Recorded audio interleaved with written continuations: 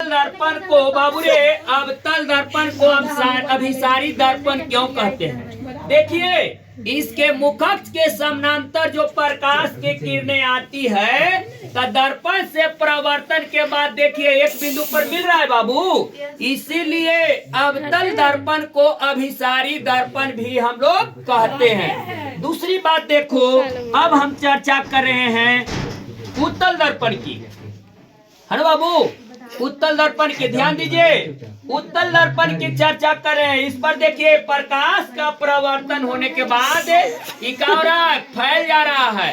तब परावर्तन के बाद अगर प्रकाश फैलता है तो इसे हम अपसारी दर्पण कहते हैं। कौन सा दर्पण बोलते हैं बाबू?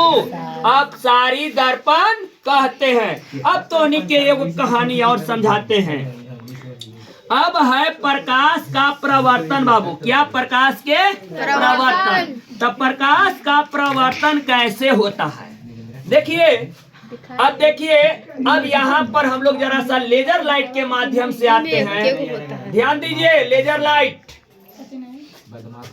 यहाँ पर देखो बाबू, लेजर लाइट की कहानी हम दिखा रहे हैं कि लेजर लाइट से हम अगर दर्पण पर हम प्रकाश की किरण देते हैं तो आवे वाले किरण को आपतित किरण कहते हैं, और टकरा के लौट रही है तो उसे हम परावर्तित किरण कहते हैं। अगर एकरा पर हम अभिलंब डाल करके देखे बाबू, अभिलंब डाल करके देखे तो तीनों एक ही सतह पर है।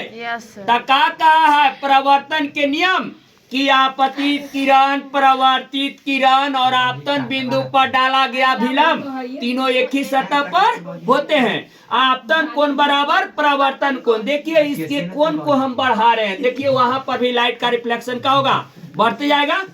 बात समझ में आ रहा है कि जितना हम इसको कोण को बढ़ाएंगे लाइट का रिफ्लेक्शन उतना ही बढ़ते जाएगा। बातें क्लियर हो गया बाबू? समझ में आ गया बाबू? बात क्लियर हो गया। अब इसमें में आपको हम दिखाते हैं इंद्रधनुष। क्या रे बाबू? इंद्रधनुष। कन्हैया जी 8:39 हो गया, देखा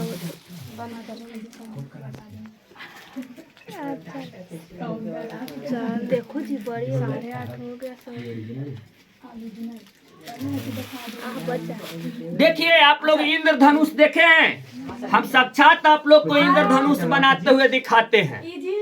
यह है प्रिज्म। क्या है बाबू? प्रिज्म। देखिए, प्रिज्म में 7 रंग के रंगीन पट्टी प्राप्त होता है, इसी को हम बोलते हैं इंद्रधनुष। देखिए, नीचे इंद्रधनुष बन गया बाबू, इंद्रधनुष बना सतरंगबा जेकरे काम बरखावा में के पानी सोखबा जग उगले है, तो इसी को बोलते हैं कोची इंद्रधनुष।